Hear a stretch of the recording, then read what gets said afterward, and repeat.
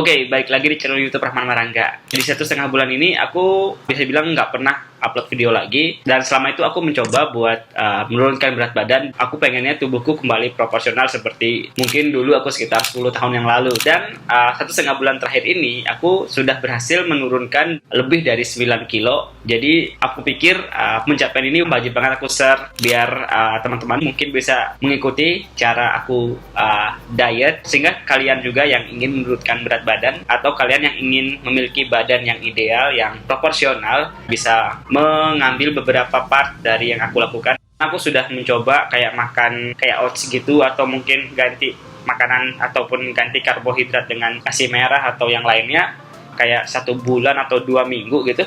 Aku sudah bosan dan sudah kayak nggak mau lagi nih makan makanan itu. So aku cari cara gimana caranya agar aku tetap bisa makan nasi, tetap bisa makan mie ayam, tetap bisa makan nasi ayam geprek juga, tetap bisa makan bakso, makan nasi padang, tapi badanku bisa kembali ke normal atau kembali proporsional gitu. Aku pikir diet ini nggak terlalu ekstrim dan mungkin teman-teman juga bisa melakukan hal yang sama gitu di rumah. So, apa saja yang aku lakukan sehingga aku bisa menurunkan berat badan 9 kilo.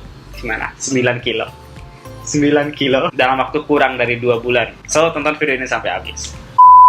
Tapi di sini aku akan bahas secara general aja. Kalau ada istilah atau kata-kata yang mungkin teman-teman nggak paham gitu ya dari yang aku sampaikan di video ini, langsung aja tulis di kolom komentar. Kalian boleh tanya, kalian boleh menyangka juga, kalian boleh menambahkan mungkin. Terus nanti kalau ada pertanyaan atau sesuatu yang menarik gitu, aku bakal bahas di video selanjutnya. Kalau dilihat dari video-videoku sebelumnya atau dari foto-foto aku yang aku kasih ini, sebenarnya aku nggak segemuk itu ya, tapi terlihat banget agak cabi. Dan karena aktivitasku tuh suka traveling, suka naik gunung dan lain-lain, tuh kayak berat aja gitu untuk melangkah lebih cepat capek, untuk naik gunung gitu lebih cepat lelahnya gitu ya. Akhirnya aku pikir sekalian aja aku diet apa ya, biar aku bisa tetap mobile gitu, lebih cepat mobilitasnya. Nah, aku juga kan sudah bilang kalau aku sempat diet-diet yang gagal gitu, kayak makan nasi merah, kayak makan oats, kayak nggak makan nasi sama sekali kayak gitu. Sempat melakukan diet itu dan gagal karena aku nggak sanggup terus-terusan melakukan itu untuk jangka waktu yang lama. Dan aku cari cara gimana agar aku tetap bisa turun berat badannya, namun aku masih makan nasi, masih mengonsumsi makanan sehari-hari yang orang-orang jual gitu di pasaran ataupun di warung-warung nasi. So aku menemukan sebuah kesimpulan bahwa mungkin teman juga udah pasti tahu ya, kalau kita makan di bawah kebutuhan kalori harian kita, otomatis kita bakal kurus. Itu mau nggak mau ya, badan kita bakal menyelesaikan. Jadi aku pelajari nih gimana sih kebutuhan kalori harian kita dan lain-lain. Dan aku menemukan sebuah kesimpulan bahwa untuk aku, dari aktivitasku, dari usiaku yang sekarang, dari tinggi badan dan dari berat badanku yang waktu itu, jumlah kaloriku tuh sekian. So aku memutuskan untuk makan 500 kilokalori di bawah kebutuhan harianku setiap harinya. Misal kebutuhan kalori harianku itu adalah 2000, maka aku makannya itu 1500 kalori per hari. Dan yang aku makan ini terserah, yang penting 1500 kalori per harinya. Tapi kebutuhan kalori tiap orang tuh beda-beda ya, tergantung aktivitas, tergantung berat badan juga, tergantung usia juga, tergantung jenis kelamin juga. So teman-teman boleh kalau mau cari tahu gimana cara ngitung kalori, nanti aku kasih link di description box. Kalian tinggal klik dan bisa masukin kayak berat badan, usia dan lain-lain, dan kalian akan mendapatkan hasil kira-kira kebutuhan kalori kalian sehari-hari itu seberapa banyak.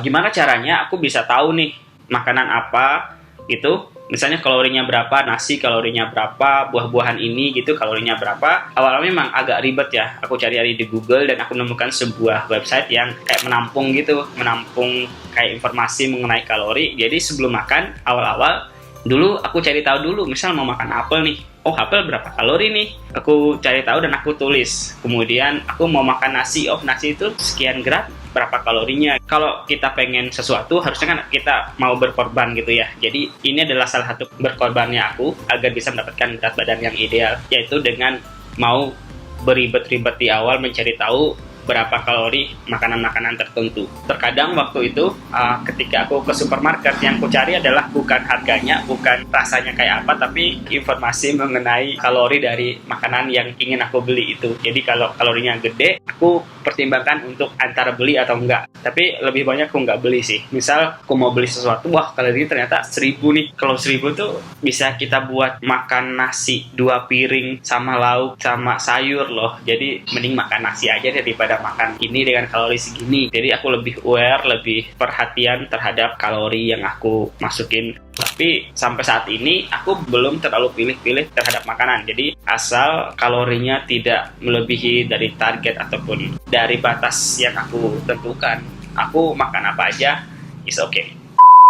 Mungkin teman-teman boleh mulai mencatat, ataupun sekarang kan udah banyak ya aplikasi-aplikasi dari handphone yang memberikan informasi ataupun yang bisa merecord aktivitas kita sehari-hari. Jadi mungkin teman-teman bisa download aplikasi semacam itu dan teman-teman bisa menuliskan aktivitas teman-teman gitu sehari-hari sehingga tidak kelupaan gitu. Kadang kan kalau kita nggak mencatat, biasanya akan lupa. Jadi sampai saat ini masih mencatat nih, aku makan apa aja dan lain-lain, dan aku tulis di HP aja. Aku tulis di HP dan setiap hari akan ada resultnya. Itu worth it di aku dan aku sanggup melakukan itu. Jadi balik lagi, diet itu adalah satu hal yang kita sanggup melakukannya untuk jangka waktu yang lama, karena diet itu nggak mungkin ataupun nggak bisa cuma 1 bulan atau 2 bulan doang. Kalau kita melakukan dalam jangka waktu tertentu aja, ya otomatis berat badan kita bakal balik lagi.